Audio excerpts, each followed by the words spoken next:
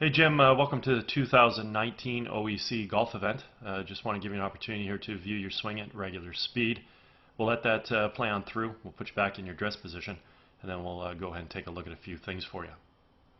So while we got you here in your setup, let's first of all take a look at your posture. We can see your spine is nice and straight and on a slight tilt. Your legs come down into a nicely unlocked position. Your arms hang down nice and naturally in front of you, and the club works out to the ball. So you're achieving really good posture in association with good balance at address. Next thing we want to observe is your alignment. We can see your feet running in this direction. We'll carry that out towards the fairway. Theoretically, your club face is supposed to run parallel to your feet, and parallel lines on camera would have an appearance of converging. So we can see you're sort of set up down the right center of the fairway, so no issues there. Let's do a little split screen comparison between you and Jordan Spieth. And we can see here that there's some color-coded lines on the screen. They're just here as a visual reference as it pertains to swing plane. With Jordan, we create good shoulder rotation, bring the arms and hands back as well as the golf club.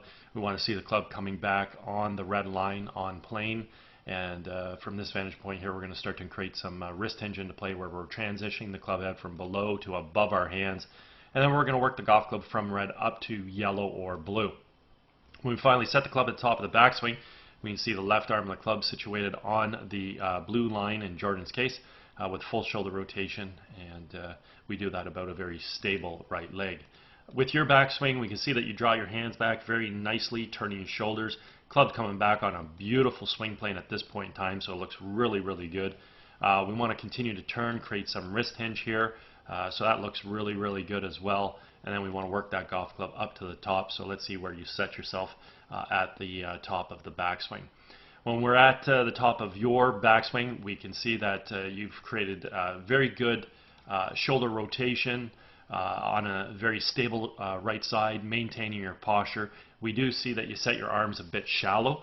Just means that your left arm is situated a little bit underneath the yellow line here at this point in time. But the arm geometry looks good relative to the core. You're maintaining the triangular position in those arms. The club maintains good position relative to your arms as well. It looks excellent. It just needs to be a little bit more upright to be theoretically in a proper position. As we go ahead and create our transition back into the ball, simply want to move our weight from our right foot to our left, fire our knees and our hips to the target, unwind our core, and fire our hands.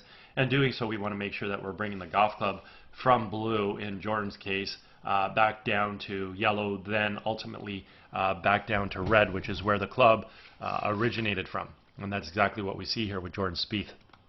So the golf club has returned back to plane. The other thing we want to point out or observe is the relationship between the lead forearm and the golf club. We can see here that he's creating what I refer to as a backwards check mark. Simply means the club head is remaining above and behind his hands coming into the hitting zone, let alone returning back to plane. That's going to allow us to hit the ball straight with a lot of power. With your transition back on the ball, unfortunately you make an over-the-top move where you push your hands out in front of you. That's throwing the club away. And what we're going to see here is this golf club is going to continue to move further and further away from the on-plane position.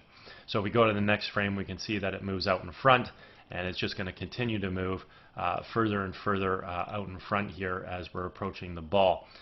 Very simply put, if we were to sort of connect the dots, we can sort of see the steepness that that golf club's coming into the ball from, and ultimately what's going to happen is that's causing the club to attack the ball from outside to inside. Whereas with Jordan, the golf club simply comes into the ball directly from on plane, and ultimately this is what's going to allow us to hit a straight golf shot in accordance to our alignment, as long as the club face squares up via having a good grip.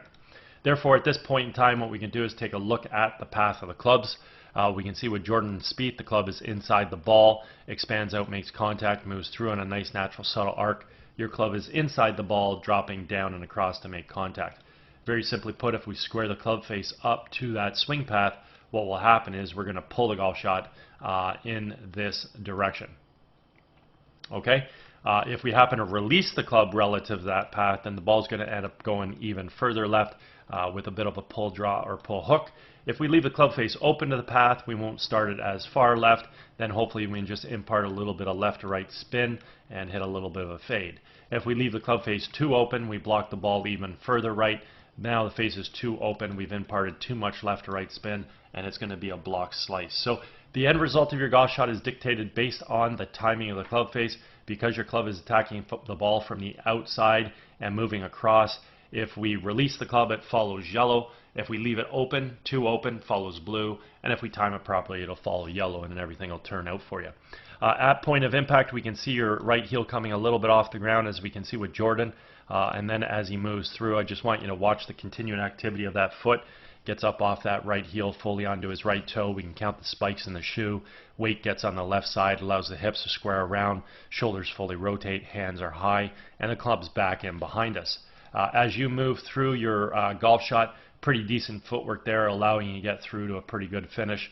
And overall, you got some really good athleticism with respect to your golf swing. Your hands work really well, whereby you're drawing those hands back, you fire them through, your core works well, good coil, good uncoil. You get yourself through a good finish because you have good footwork. It's just unfortunate you do have this over-the-top move. So you bring the golf club back real nice. You do get set a little shallow, but that over-the-top move right here, causing you to attack the ball from out to in, is just going to wreak a lot of havoc on your golf swing from your left to right tendencies. Again, square the face up to that path, going left. Leave it too open, going too far right. If you time it okay, you're going to hit sort of just this little nice soft fade, and it'll turn out for you. But again, at the end of the day, it does require a lot of timing. Anyways, at any point in time you ever want to work on any aspects of your golf game, certainly feel free to reach out. I'm over at Glen Abbey in Oakville, obviously where the event was held, and be happy to structure a program for you. Also, if you sit on any committees for golf tournaments and you guys are looking for a unique gift to give to the guests, certainly feel free to touch base. Be happy to discuss my swing analysis services with you. Anyways, hope you had a great day. Hope you've enjoyed your summer, and hope you enjoy your fall here and get a chance to play a little bit more golf.